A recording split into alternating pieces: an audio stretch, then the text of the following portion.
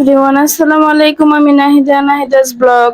Guys, আজকে আমি আপনাদের সাথে শেয়ার করব চিকেন বন রেসিপি।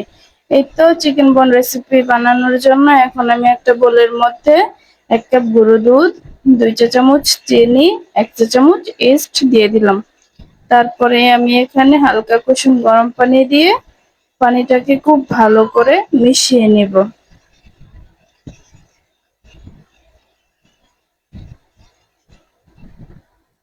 এটাকে খুব ভালো করে মিশাতে হবে যেন দানাদার কোনো কিছু না থেকে যায়। এই তো আমি এটাকে এখন খুব ভালো করে মিশিয়ে নিচ্ছি। পানিটা আপনারা আপনাদের পরিমাণ মতো দিবেন, যে যতটুকু ময়দা এখানে বানাতে চাচ্ছেন। এই তো আমার পানিটা গোলানো হয়ে গেছে। এখন আমি এটাকে একটা প্লেট দিয়ে ঢেকে রেস্টে রেখে দেব 5 মিনিট। এই তো আমি এটাকে রেখে দিলাম। তারপরে আমি একটা চুলায় একটা ছোট ছোট একটা কড়াইতে আমি এখানে কিছুটা হাড় ছাড়া মাংস সিদ্ধ করে নেব। এই তো তারপরে আমি আবার চলে আসলাম আমার ভিজিয়ে রাখা ইস্টের পানির মধ্যে। এই তো আমার ইস্টগুলো খুব ভালো করে এদিকে ফুলে উঠেছে। এখানে আমি এখন কিছুটা 1 চা চামচের মতো লবণ দিয়ে দিব।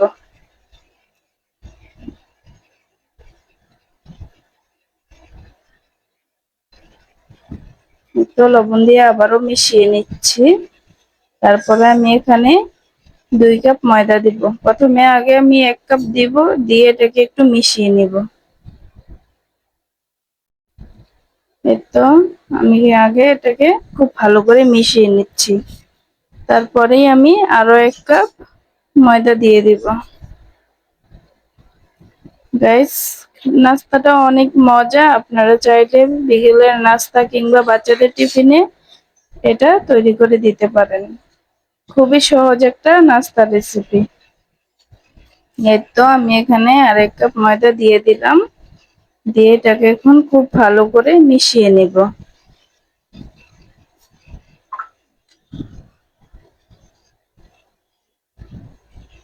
এই তো আমি এটাকে আসলে গাইস এক হাতে মোবাইল ধরে ভিডিও করি, তার জন্য আসলে সবকিছু দেখাতে পারছি না। আমি অফ ক্যামেরায় আটাটা খুব ভালো করে মথে নিয়েছি। আমার মতো নেওয়া হয়ে গেল, আমি আবারও প্লেট দিয়ে এটাকে ঢেকে 20 মিনিটের জন্য রেস্টে রেখে দেবো। এর মধ্যে এটা খুব ভালো করে ফুলে উঠবে। এই তো এদিকে আমার মাংসটা সিদ্ধ করা হয়ে গেছে। এখন আমি এটাকে উঠিয়ে নিব। উঠিয়ে ঠান্ডা করে একটা ছোট বাটির মধ্যে আমি এটাকে সুন্দর করে ঝরঝরে করে এটাকে একদম কিমার মতো করে নিব।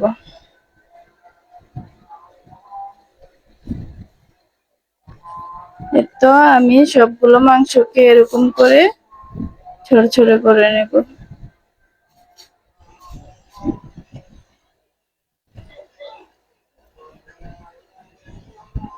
এই তো আমার সবগুলো মাংস এখানে হয়ে গেছে। দেখুন কতটা সুন্দর হয়েছে। এর থেকে বেশি করার কোনো দরকার নাই, তাহলে খেতে ভালো লাগবে না। এই তো চুলায় একটা প্যান বসিয়ে দিলাম। প্যানটা গরম হয়ে যাওয়ার পরে এখানে আমি 3টা পরিমাণে পেঁয়াজ কুচি দিয়ে দিলাম। তারপরে দিয়ে দিব পরিমাণ মতো সাদা তেল। দিয়ে এটাকে আমি এখন খুব ভালো করে মিশিয়ে নিব। এই তো আমি খুব ভালো করে এটাকে মিশিয়ে নিচ্ছি। তারপরে পেঁয়াজটা যতক্ষণ না পর্যন্ত লাল লাল করে ভাজা হচ্ছে, আমি এটাকে মিশাতে এভাবেই একটু ভাজতে থাকবো।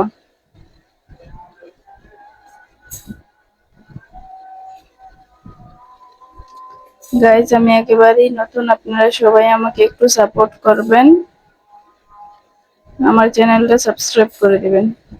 এই তো আমার পেঁয়াজটা এখন লাল লাল করে ভাজা হয়ে গেছে। এখন আমি এটাতে একে একে সব মশলা দিয়ে দেব। 1/2 চামচ রসুন বাটা, 1/2 চামচ আদা বাটা, তারপরে কিছুটা পরিমাণে নুন দিয়ে দিলাম, পরিমাণ মতো নুন। তারপরে হচ্ছে একটু জিরে গুঁড়ো, একটু গরম মশলা গুঁড়ো,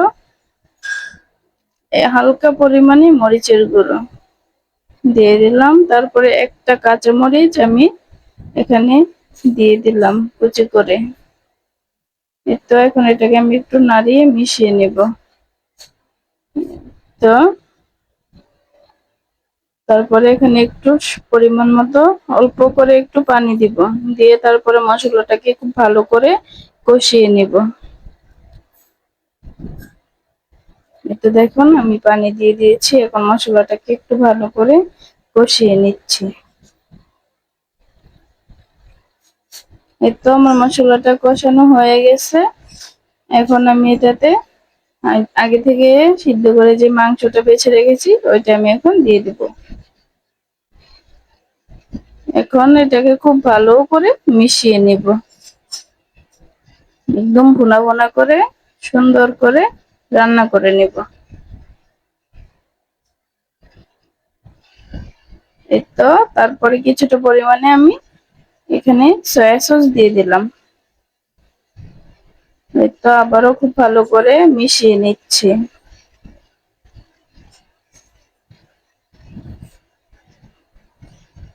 এই তো আমার মিশানো হয়ে গেছে।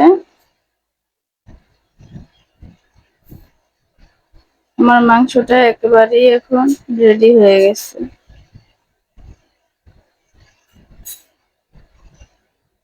আমি এখন চুলাটা অফ করে দিলাম।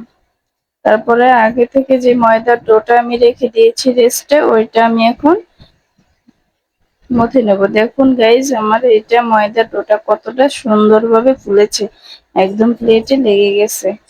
মাশাআল্লাহ। এই তো দেখুন এখন এটাকে আমি আরেকটু মথে নেব।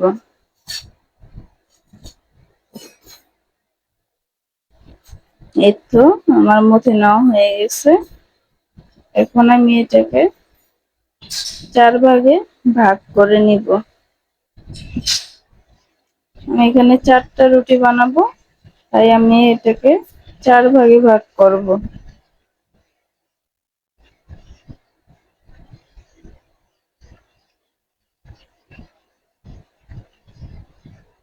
এটাকে কোনোভাবে গোল করতে হবে না, এটা যেমনই আছে সমস্যা নাই। এটা শুধু আমি এখন 4 ভাগে ভাগ করে নিব। খুবই সহজ এই নাস্তার রেসিপিটা, আপনারা চাইলে খুবই অল্প উপকরণ দিয়ে বিকেলের নাস্তায় এই খাবারটা রাখতে পারেন, খুবই সুস্বাদু। একবার ট্রাই করে দেখতে পারেন বাসায়। এই তো আমি এখানে একটা ময়দার লেচি নিয়ে নিলাম, তারপরে একটু হাত দিয়ে এটাকে গোল করে নিলাম মাঝখানটা। তারপরে যে মাংসের পুরটা রেডি করে রেখেছিলাম ওইটা আমি এখন একে একে দিয়ে দিব ওইটাতে। দিয়ে খুব ভালো করে আমি এটাকে এখন গোল করে নিব।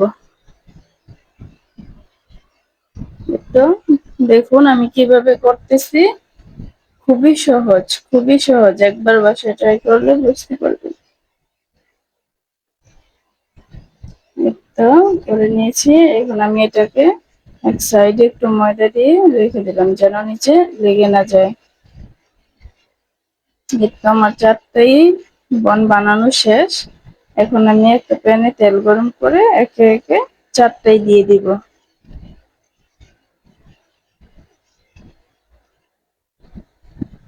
তো দেখুন কিভাবে দিয়ে দিচ্ছি।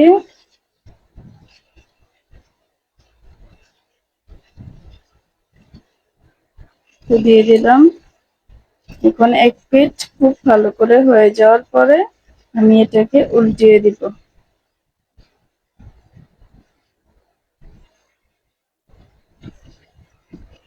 যে দেখুন আমার এক পিঠ হয়ে গেছে, এখন আমি বনটাকে উল্টিয়ে দিচ্ছি।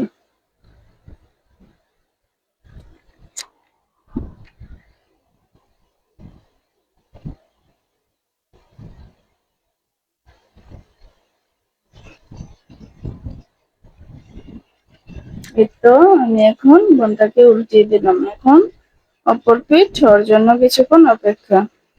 এই তো আমার অপর পিঠও হয়ে গেছে। দেখুন কতটা সুন্দরভাবে বনটা হয়েছে, মাশাআল্লাহ দেখতে অনেক সুন্দর হয়েছে। এই তো একে একে এখন আমি সবগুলো কড়াই থেকে তুলে নিব, তুলে একটা প্লেটে রেখে দিব।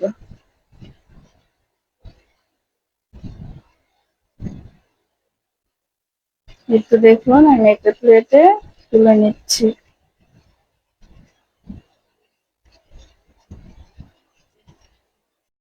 এই তো আমি এখন আপনাদের ছেড়ে দেখাচ্ছি ভিতরটা কতটাই সুন্দর হয়েছে। গাইজ, আমার আজকের এই ভিডিওটা ভালো লাগলে অবশ্যই লাইক, কমেন্ট এন্ড শেয়ার করে দিবেন। ধন্যবাদ।